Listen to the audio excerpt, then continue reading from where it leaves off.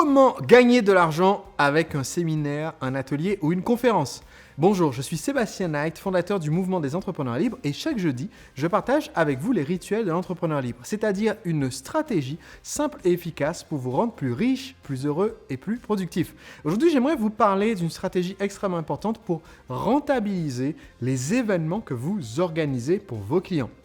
Qu'il s'agisse d'ateliers, un nom qu'on donne en général à un événement en petit comité où les personnes vont travailler sur place pour avancer, qu'il s'agisse de conférences ou de séminaires où vous avez beaucoup plus de monde et où vous êtes plutôt dans un mode pédagogique, eh bien souvent on se dit tant qu'à faire, vu qu'on organise un événement, que les gens aient payé ou non pour venir, ce serait bien si on pouvait leur présenter nos produits existants sur place. Et donc, j'aimerais vous expliquer la stratégie la plus rentable pour le faire lors de vos événements. Étant donné qu'au fil des 10 dernières années, j'ai présenté des centaines de journées de conférences en présentiel et en ligne, j'ai testé de nombreuses méthodes. Et je peux déjà tout de suite vous dire qu'il y a une méthode qui ne marche pas. La méthode qui ne marche pas, c'est d'utiliser un catalogue. C'est-à-dire de se dire que les gens vont venir sur place, on va leur dire voici la liste de ce que nous avons à proposer et espérer que les personnes d'elles-mêmes viennent à notre stand ou par la suite décident de nous acheter un produit ou un service. Pourquoi est-ce que cette approche ne marche pas? Parce que quand vous créez un événement, vous focalisez les gens, leur attention pendant un temps déterminé et c'est vraiment sur ce moment-là que se joue cette chance de cette décision d'achat. Si la séquence de présentation de votre produit ou service n'est pas inclue dans on va dire, l'ordre du jour, dans l'agenda des sessions de votre événement, dans le fil conducteur, eh bien, elle sera perdue, elle ne sera pas convaincante. Donc, la meilleure stratégie, si on veut gagner de l'argent avec notre événement, c'est-à-dire que les gens nous achètent d'autres produits ou services, eh bien, c'est d'inclure la vente dans le fil conducteur. Ça veut dire que dès le départ, on conçoit notre événement de façon à ce que tout naturellement se crée l'envie d'acheter et qu'on puisse effectivement proposer une offre à nos acheteurs. Donc, quelle est la structure la plus efficace pour amener les personnes à retirer le maximum d'informations utiles de notre événement, pour amener une transformation et en même temps pour créer l'envie d'acheter autre chose, c'est-à-dire d'aller plus en détail avec vous, d'acheter vos produits complémentaires, d'obtenir plus de valeur. Comment est-ce qu'on fait pour que ça soit gagnant-gagnant entre les personnes qui sont venues sur place et vous, ce que vous avez à proposer? Eh bien, la meilleure façon de le faire, c'est de structurer votre événement sous la forme d'un triptyque. Qu'est-ce que ça veut dire? Ça veut dire que votre événement doit être en 3 grandes parties. C'est pour cela que si vous organisez un séminaire et que vous avez l'intention de proposer un produit ou service, la meilleure longueur de ce séminaire, c'est 3 jours. Je vais vous expliquer à quoi sert chacune de ces 3 journées, mais c'est le meilleur format. Vous allez faire beaucoup plus d'impact sur les personnes présentes et faire beaucoup plus de ventes si votre séminaire dure 3 jours que durer 2 jours. C'est-à-dire même si ça vous coûte 30% ou 50% de plus de coûts d'organisation de faire le séminaire sur 3 jours versus 2 jours, vous ferez beaucoup plus que 50% de ventes en plus. Vous allez peut-être faire 2 fois plus de ventes en ayant un événement sur 3 jours par rapport à 2 jours. Par contre, 4 jours, 5 jours, 6 jours, 7 jours, alors je crois que le plus long que j'ai fait c'était une semaine pour un événement, ça ne va pas augmenter significativement les ventes par rapport à 3 jours. Et un événement de une journée ou de une demi-journée ou de une soirée, eh bien c'est pas aussi efficace qu'un événement de 3 jours. Mais si vous avez par exemple un événement de 3 heures en soirée, eh bien vous pouvez faire en sorte que chacune de vos 3 heures corresponde à une des 3 étapes que je vais expliquer maintenant. Donc, première étape de notre triptyque, jour 1, c'est l'inspiration. Le but de cette première journée, c'est de créer la connexion entre vous et les participants. Donc, si vous avez un événement où vous avez des invités qui vont venir intervenir, par exemple, c'est le cas sur certains de mes séminaires, comme le séminaire Entrepreneur Libre, où j'ai d'autres personnes qui interviennent, eh bien, c'est très important quand même qu'au début, ça soit une interaction entre moi et mon public d'abord, avant de faire intervenir des personnes extérieures. Donc, notre objectif numéro 1 sur ce jour d'inspiration, c'est créer confiance et connexion. de façon à ce que les participants se sentent à l'aise. Ils sont après tout venus du monde extérieur avec leurs soucis, leurs anxiétés, leurs problèmes, leur téléphone portable allumé. En fait, j'ai le mien parce que j'ai mes notes dessus, c'est normal. On va me passer des coups de fil pendant que je vous lis là. Et donc, ces personnes, elles viennent de l'extérieur sur votre événement. Il faut que vous puissiez les acclimater un peu. Donc, créez la confiance. Du coup, pour créer cette confiance, ça veut dire que ça nécessite un certain temps en début de séminaire, qui est le temps où on va poser le contexte. Poser le contexte, ça veut dire poser un peu les règles de l'événement avant de rentrer dans le vif du sujet et dans le contenu. Par exemple, s'il s'agit d'un séminaire de marketing, avant de commencer à enseigner, comment faire pour doubler votre nombre de clients, je commence par expliquer des choses hyper simples comme, pour combien de temps on est ensemble, coupez vos téléphones portables, prenez de quoi noter, soyez concentrés et présents du début à la fin, la prochaine pause sera à telle heure, quand on fait des exercices, voici comment faire pour démarrer l'exercice, pour revenir à la fin de l'exercice. Bref, toutes les informations pratiques, un peu comme quand vous montez dans l'avion, au début, on commence par vous expliquer comment attacher la ceinture de sécurité, détacher la ceinture de sécurité, où se trouvent les toilettes, la sortie, etc.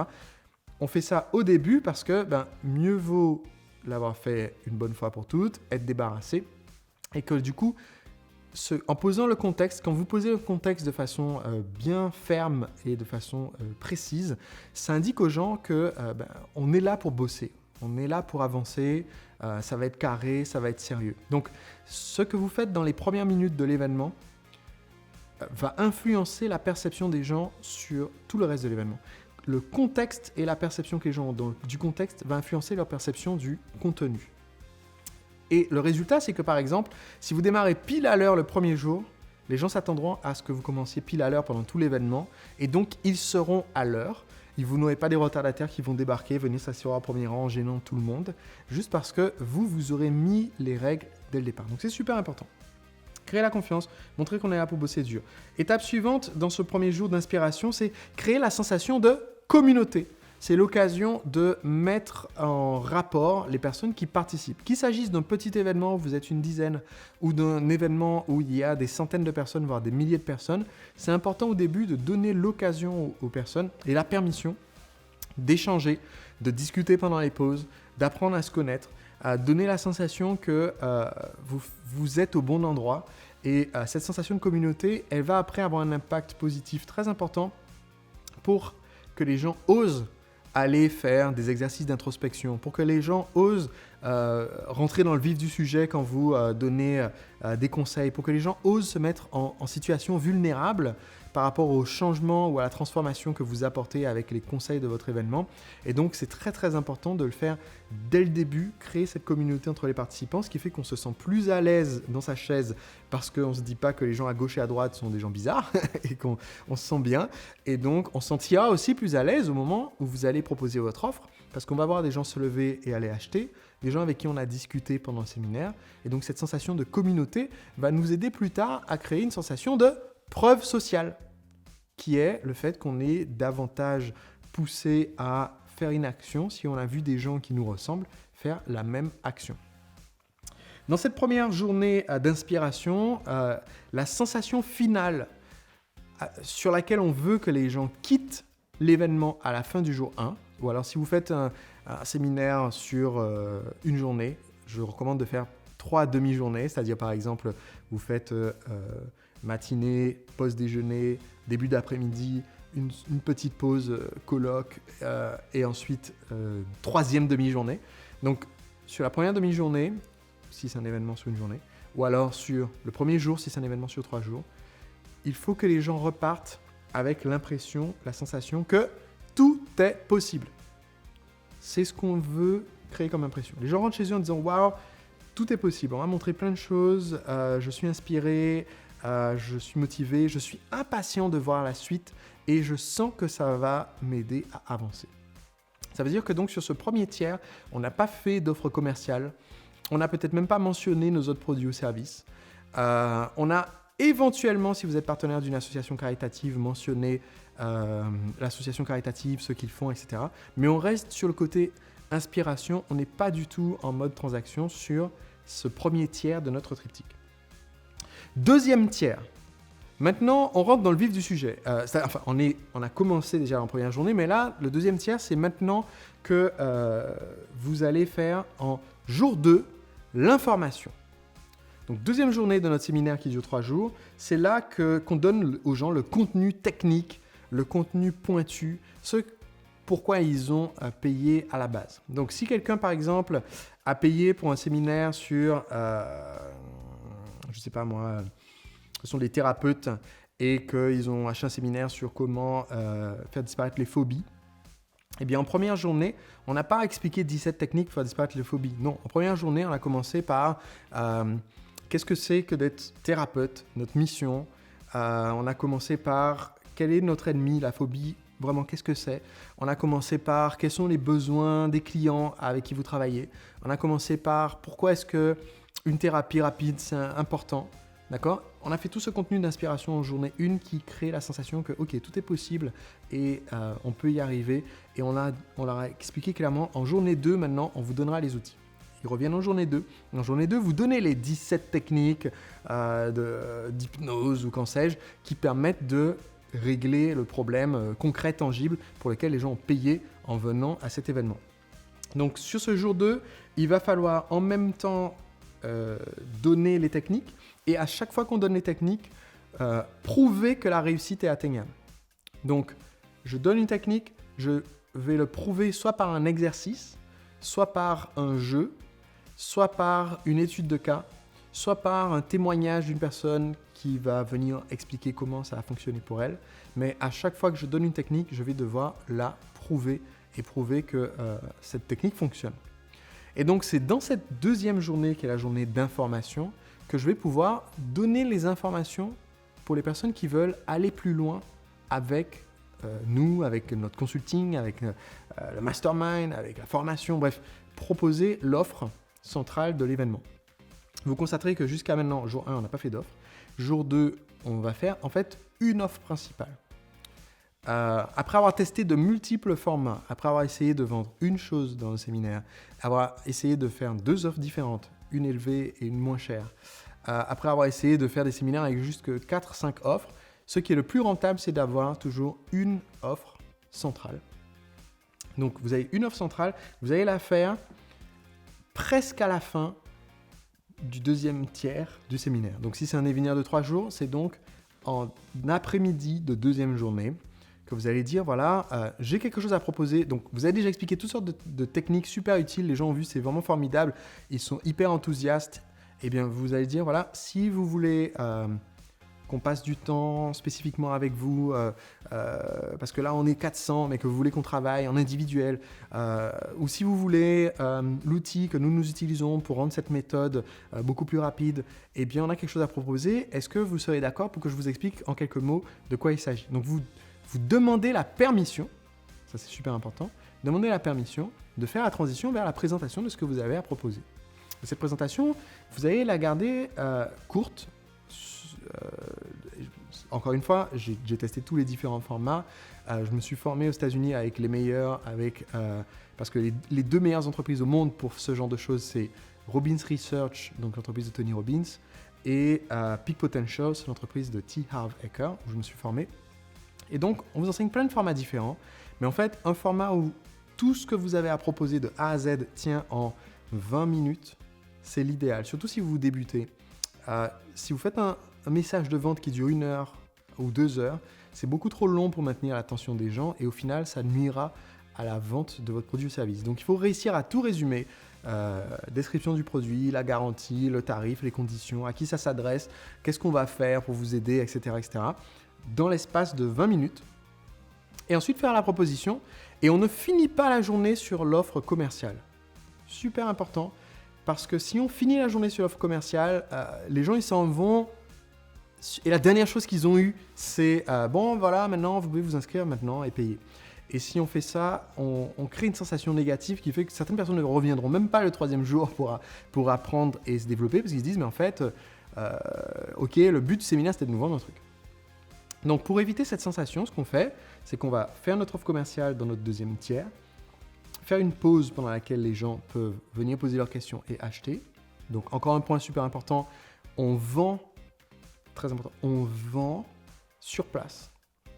Si vous dites aux gens, donnez-nous vos coordonnées pour qu'on vous rappelle si vous êtes intéressé. Si vous dites aux gens, voilà, et si ça vous intéresse, allez sur notre site, vous ne ferez pas 10% du potentiel commercial que ferait votre événement.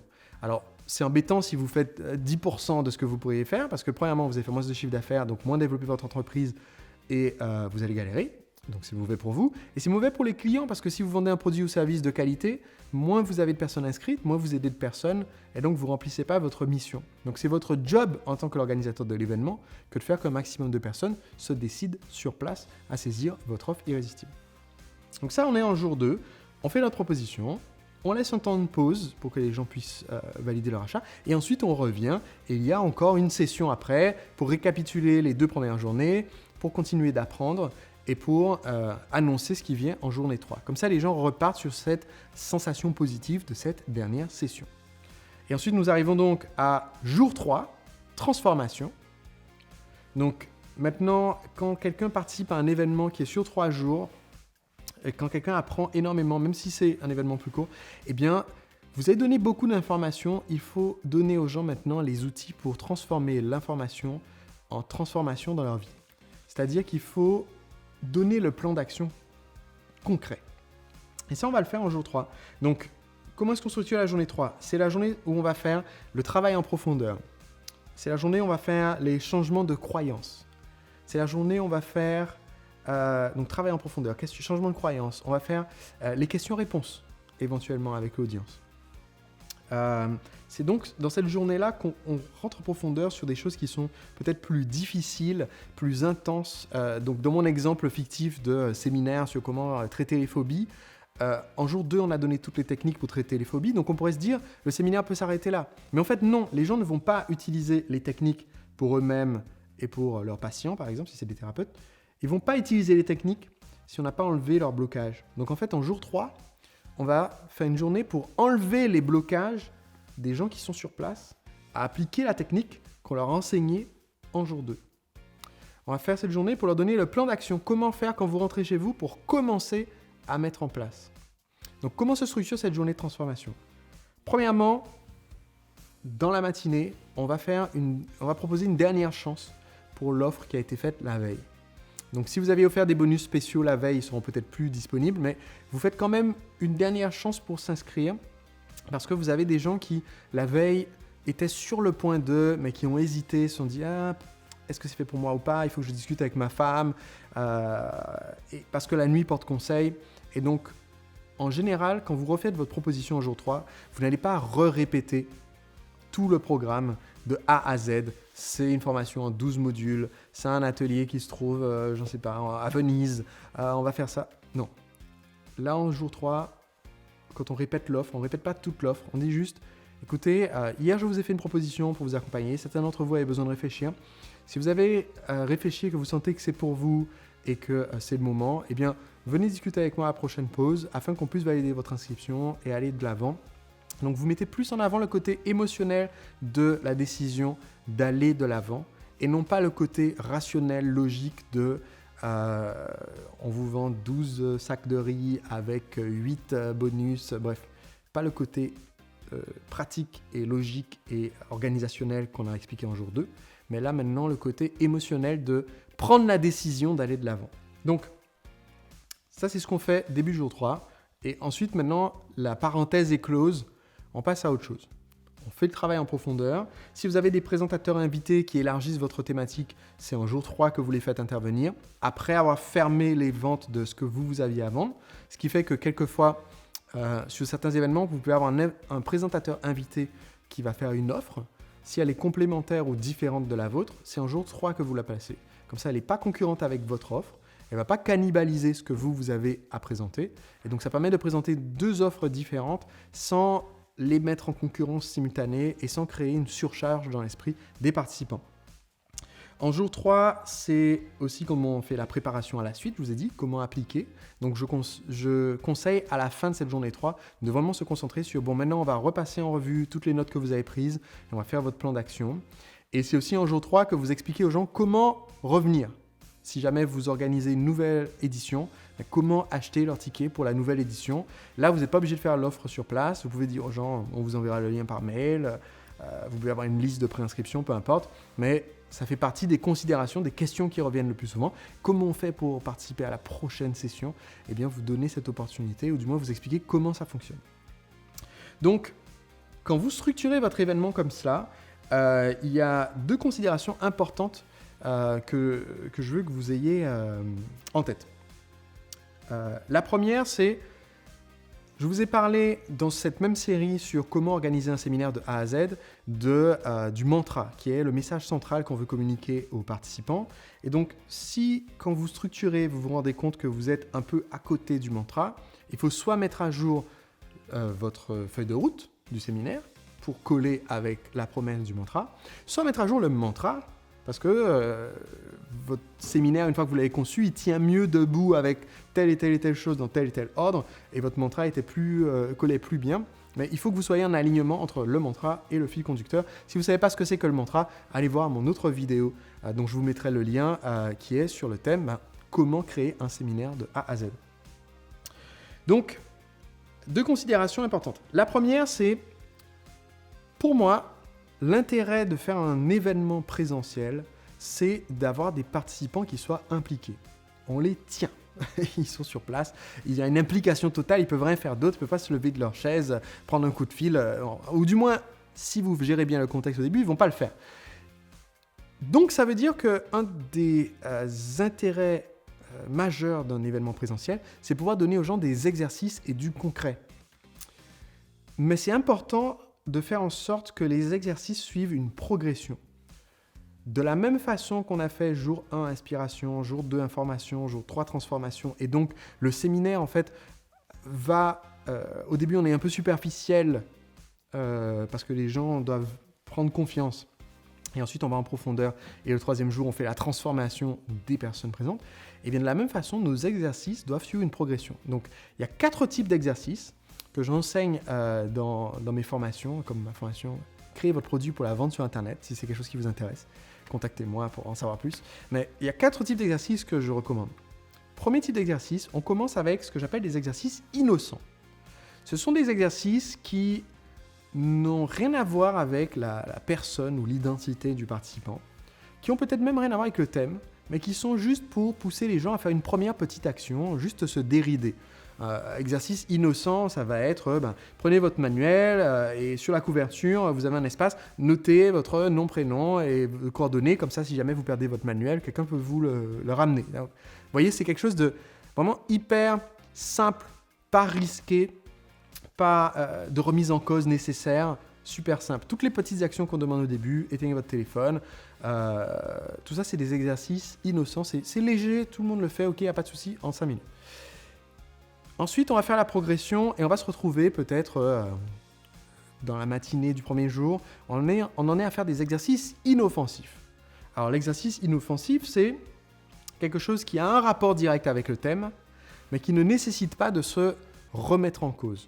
Donc, un exemple d'exercice inoffensif, si je fais un séminaire sur comment démarrer et développer son entreprise, au début, on va peut-être faire un petit exercice de juste présentez-vous à votre voisin, en présentant votre idée d'entreprise ou en présentant ce que vous faites. C'est tout simple comme exercice, ça prend littéralement 1 minute. Les gens apprennent à se connaître. Il n'y a pas de danger énorme. On ne se remet pas en cause sur quel est le sens de ma vie pour faire cet exercice. Donc c'est facile et ça permet aux gens de se sentir encore un petit peu plus à l'aise. Et ça va nous amener ensuite, enfin, à aller aux exercices qui nous intéressent le plus en tant que formateurs. Ce sont les exercices intéressants. L'exercice intéressant, c'est celui qui est directement en relation avec le thème du séminaire et qui fait avancer le participant dans le thème du séminaire. Donc, si on en était imaginons notre séminaire « Comment créer une entreprise », eh bien là, c'est maintenant qu'on commence à réfléchir, ok, le business plan, le nom de l'entreprise, le nom de la marque pour mon produit, choisir le prix de mon produit. Tout ça, ce sont des exercices qui sont intéressants. C'est la raison pour laquelle les gens sont venus. Mais si vous démarrez tout de suite avec les exercices intéressants, eh bien les appréhensions que certaines personnes ont sur place en arrivant, surtout les personnes introverties, et ne négligez pas, c'est une grosse proportion des gens qui viennent quand même à l'événement pour se sortir de leur zone de confort. Mais si quelqu'un d'introverti débarque et que dans les premières 15 minutes, vous lui demandez de travailler sur un exercice pour choisir son business model, le nom de son entreprise, sa gamme de prix, etc., ils vont être un peu paumés. Ils ne sont pas encore suffisamment en confiance pour que leur cerveau soit à 100% mobilisé sur l'exercice. Donc, on fait cette progression, on arrive aux exercices intéressants et ensuite, en jour 3, on va vraiment arriver aux exercices qui vont tout changer pour les participants. 4e type d'exercice, ce sont les exercices d'introspection. L'exercice d'introspection, c'est celui où on prend par les tripes, où on se remet en cause, où vous faites revenir les gens dans la petite enfance, si vous faites un séminaire de programmation neurolinguistique. C'est celui où vous allez demander vraiment aux gens de vraiment, là, maintenant, réfléchir à leur mission de vie, réfléchir à leur relation avec leurs proches, de remettre en cause, en fait, ce qu'ils tenaient pour acquis en venant. On ne peut pas commencer un événement, un séminaire, en attaquant direct sur les exercices d'introspection. Sinon, les gens, en fait, vont avoir une façade, un masque, et ils vont, en fait, se mentir à eux-mêmes et vous mentir à vous en faisant ces exercices, et ils vont vous donner des réponses bateaux. Pour avoir ces réponses qui tiennent par les tripes, il faut avoir créé une confiance importante, et donc c'est que dans le 3e tiers de notre formation qu'on peut le faire. Donc ça, c'est un des points clés, c'est cette progression d'exercice. Le 2e point clé que je veux que vous ayez en tête, c'est la progression de l'énergie. Parce qu'on fait un événement et on veut que les personnes restent concentrées du début jusqu'à la fin. Donc, les 2 erreurs à ne pas commettre. Première erreur, c'est créer un événement qui soit tout simplement monotone. L'événement chiant à mourir, où les gens sont assis comme sur les bancs de la fac, et vous parlez, et eux ils commencent à piquer du nez comme ça. On ne veut pas ça. D'un autre côté, on ne veut pas non plus créer l'événement qui soit tellement agité, dynamique tout le temps, que les gens, ça les use complètement. C'est-à-dire, c'est une erreur de jeunesse, de beaucoup de présentateurs, je l'ai faite aussi, que de vouloir mettre tellement d'énergie tout le temps, que de gueuler tout le temps. Et donc, au final, il y a le même effet que pour l'événement chiant à mourir, c'est que vous êtes tout le temps sur un même niveau d'énergie. Comment est-ce qu'on fait pour éviter d'être tout le temps sur le même niveau d'énergie ? Eh bien, on utilise une technique enseignée par une de mes mentors, qui est devenue une amie, qui est Victoria Labalme. Et Victoria Labalme a une technique, c'est une présentatrice de grand renom et elle coach des cadres dans des grandes entreprises, comme le vice-président de Microsoft par exemple, quand il doit faire une présentation devant 80 000 employés sur l'avenir de l'entreprise et que cette présentation doit mobiliser les foules. Et une de ces techniques qui est toute simple s'appelle les V, comme la lettre V, V-Cards. Donc les cartes, et V c'est du fait qu'elle s'appelle Victoria, donc c'est les cartes de Victoria. Et en fait, c'est une technique toute simple. Vous achetez un paquet de cartes Bristol de couleurs différentes. Bleu, vert, jaune, rouge, rose, blanche et grise par exemple.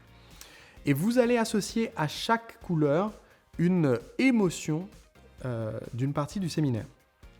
Et donc, ce que vous faites, vous prenez une grande surface, un tapis, et vous allez noter chaque partie du séminaire sur une carte de la couleur correspondante. Exemple, si j'enseigne du contenu sec et abrupt, un peu comme la vidéo de podcast, là, ça fait déjà plusieurs minutes que j'enseigne, c'est du contenu, je ne vous ai pas donné d'exercice, je ne vous ai pas raconté des histoires rigolotes, je ne vous ai pas fait bouger, vous lever, danser, d'accord ? Là, c'est du pur contenu, donc on me mettrait sur une carte blanche, je mettrais...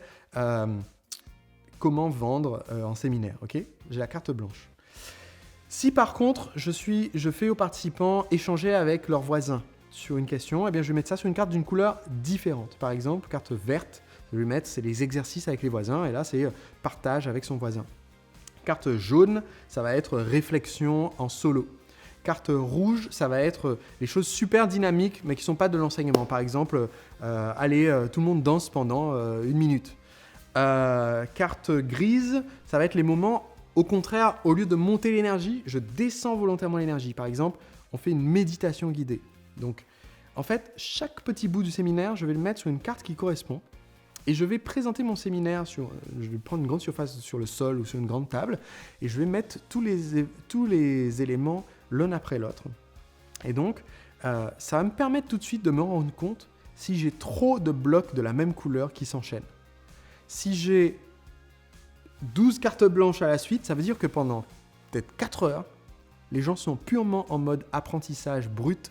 Et là, ils vont mourir, ils vont tomber dans un coma, c'est pas possible. Donc ça veut dire que je suis obligé de trouver des idées pour intercaler d'autres couleurs.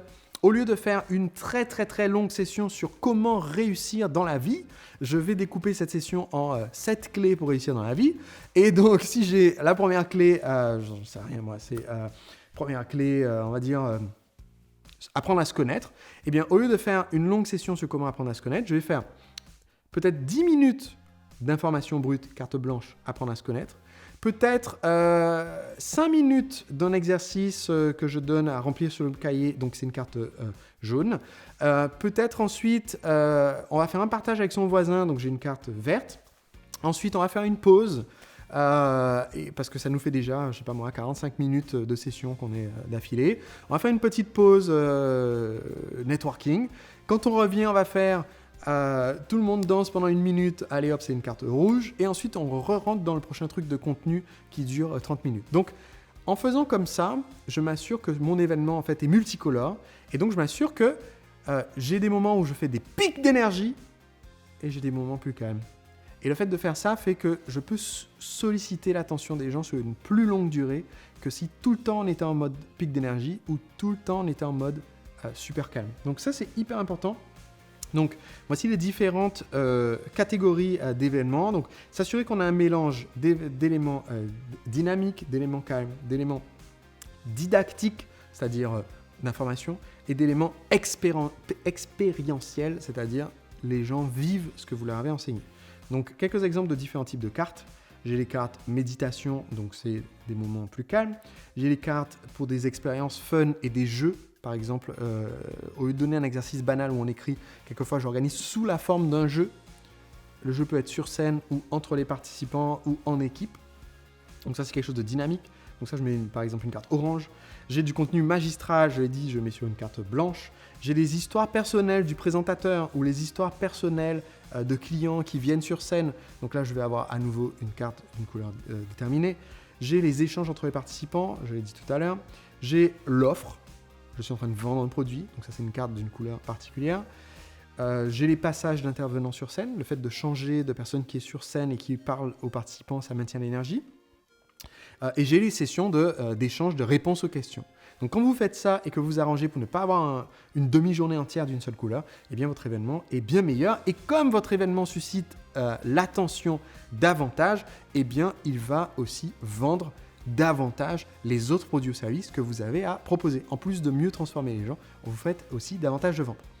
Dans une prochaine vidéo de cette même série sur créer un séminaire de A à Z, je vous expliquerai ensuite comment est-ce qu'on finalise notre agenda des sessions. Mais là, vous avez déjà les conseils qui vous permettent de vous assurer que vous allez vendre un maximum avec le fil conducteur de l'événement. Merci d'avoir regardé cette vidéo. Est-ce que vous saviez que mes conseils existent aussi au format podcast audio?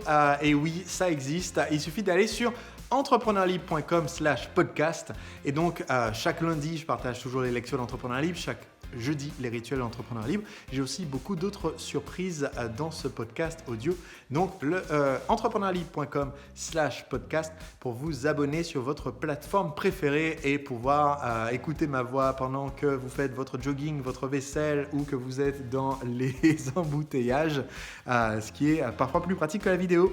entrepreneurlibre.com/podcast, je vous retrouve là-bas.